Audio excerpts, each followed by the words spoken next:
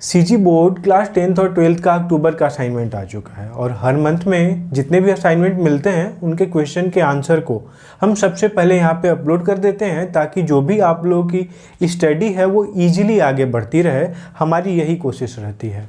तो हर बार की तरह इस महीने भी अक्टूबर महीने के असाइनमेंट के क्वेश्चंस का आंसर हमने रेडी कर लिया है। उनके आंसर को हम स्क्रीन पे चलते हैं और सबसे पहले देखते हैं। लास्ट में मैं ये भी बताऊंगा कि इस असाइनमेंट के पीडीएफ को आप कैसे डाउनलोड कर सकते हैं। तो चलिए हम स्क्रीन पे मूव करते हैं। यहाँ पे स्क्रीन पे दिख रहा है जो क्लास 12th फिजिक्स का इंग्लिश मीडियम का असाइनमेंट का आंसर है। इस असाइनमेंट को देने का सिर्फ एक ही मकसद है कि जो बच्चे हैं उनकी हेल्प हो जाए और जो हिंदी मीडियम वाले बच्चे हैं वो इसी असाइनमेंट का हिंदी वर्जन डिस्क्रिप्शन में उसका लिंक है, आप जाके देख सकते हो। उसके लिए अलग वीडियो बना है तो डिस्क्रिप्शन में उसके लिंक को ऐड कर दिया गया है।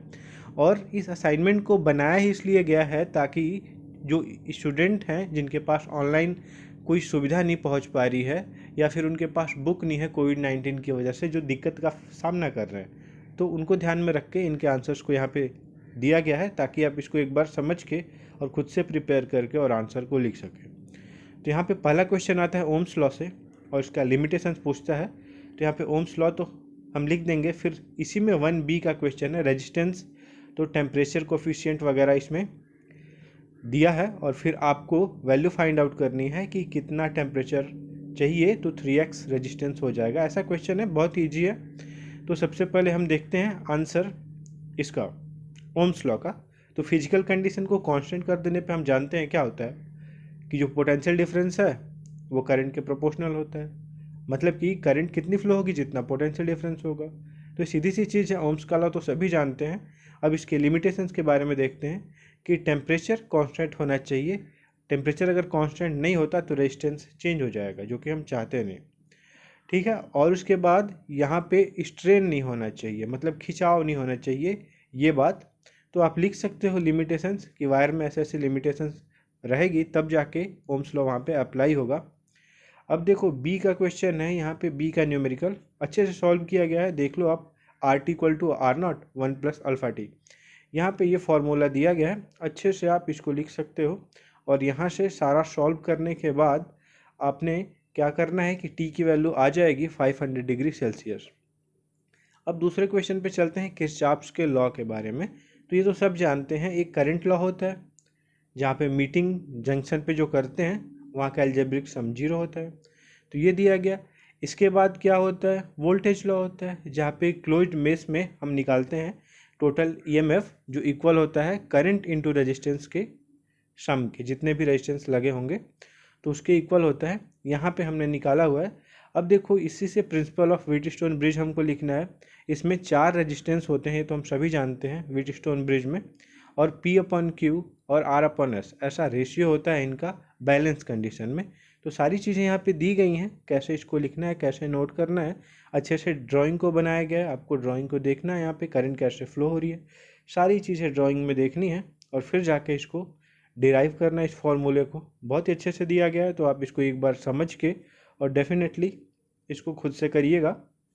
इसके बाद ये हमारा क्वेश्चन आता है क्वेश्चन नंबर 3।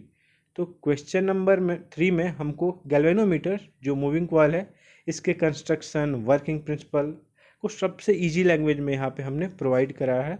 तो आप इसको देख सकते हैं, बहुत ही इजी लैंग्वेज में यहाँ पे प्रोवाइड कराया गया है। और यहाँ पे देखिए आपको सारी चीज़ें दी गई हैं कि गैल्वेनोमीटर में क्या क्या चीज़ें होती है, कैसे कैसे लगा होता है। वर्किंग आप देख सकते हैं, यहाँ पे वर्किंग के बारे में भी लिखा गया है। तो आप डेफिनेटली इसको चेकआउट करिए और अब खुद से आंसर को एक बार समझिए, फिर से उसके बाद लिखिए। यहाँ पे प्रिंसिपल भी दिया गया है कि किस प्रिंसिपल पे काम करता है मूविंग कॉइल गैल्वेनोमीटर। तो यहाँ पे टॉर्क डेवलप हो जाता है, वो प्रिंसिपल लगता है जब भी किसी करंट कैरिंग कंडक्टर को रखा जाता है मैग्नेटिक फील्ड में। तो अच्छा, अब डायग्राम यहाँ का दिया गया, बहुत ही नीट एंड क्लीन डायग्राम है, आप इसको चेक करिएगा। अगर यहाँ पे समझ नहीं आ रहा तो PDF डाउनलोड कर लीजिए और PDF से आप इसको क्लियरली समझ पाएंगे। सेंसिटिविटी के बारे में 2 तरह की सेंसिटिविटी हो गई, करंट और वोल्टेज। वोल्टेज सेंसिटिविटी हो गई, यहाँ पे दोनों हमने दिखाया हुआ है।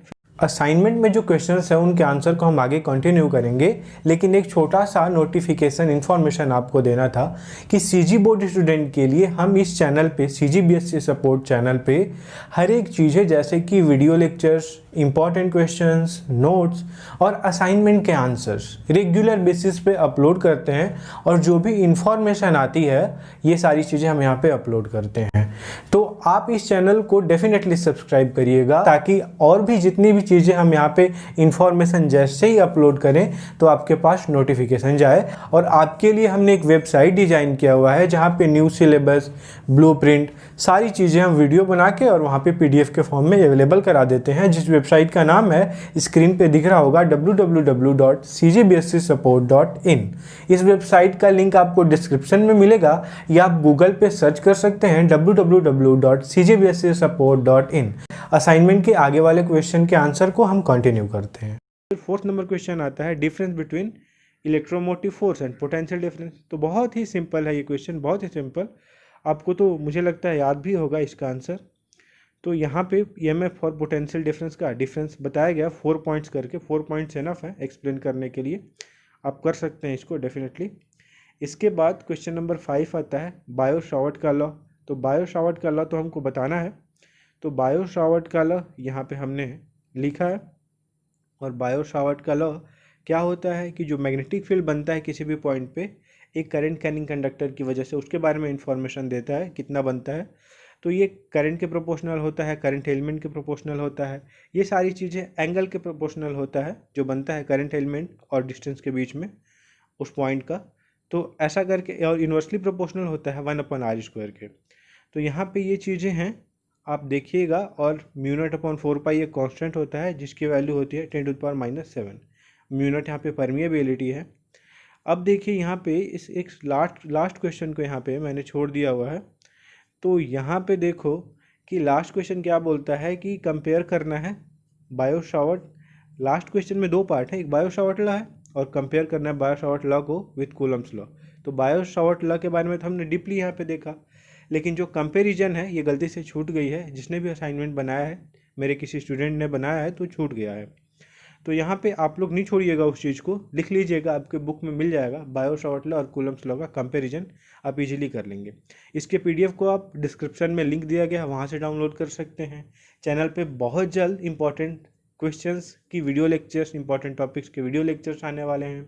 न्यू सिलेबस के बारे में मैंने बताया है, क्या क्या चीज़ें हटी है ये भी बताया है, तो आप डेफिनेटली सब्सक्राइब करिएगा। असाइनमेंट के सारे क्वेश्चंस के आंसर को हमने कंप्लीट कर लिया है और डीपली हमने एक्सप्लेन किया हुआ है कि आंसर को कैसे कैसे राइट डाउन करना है अपनी नोटबुक में। तो अब मैं बताता हूं कि आप इस असाइनमेंट के PDF को कैसे डाउनलोड कर सकते हैं। तो इसके लिए आपको ये करना होगा कि नीचे डिस्क्रिप्शन में आपको जाना होगा इस वीडियो के, वहाँ पे लिंक होगा डाउनलोड PDF करके इस असाइनमेंट का। तो उस लिंक पे क्लिक करेंगे जैसे ही आप, तो एक वेबसाइट ओपन हो जाएगी जो मेरे साइड में दिख रही होगी cgbscsupport.in। यहाँ पे आपको वो असाइनमेंट लिखा हुआ मिलेगा। आप नीचे स्क्रॉल करेंगे तो एक डाउनलोड PDF का ऑप्शन भी आएगा, वहाँ से जाके आप डाउनलोड कर सकते हैं इजीली। तो जितने भी ज़्यादा पॉसिबल सपोर्ट हैं हम यहाँ पे CG बोर्ड वाले स्टूडेंट के लिए स्पेशली कवर करते हैं, उनकी स्टडी को इन्हांस करने के लिए।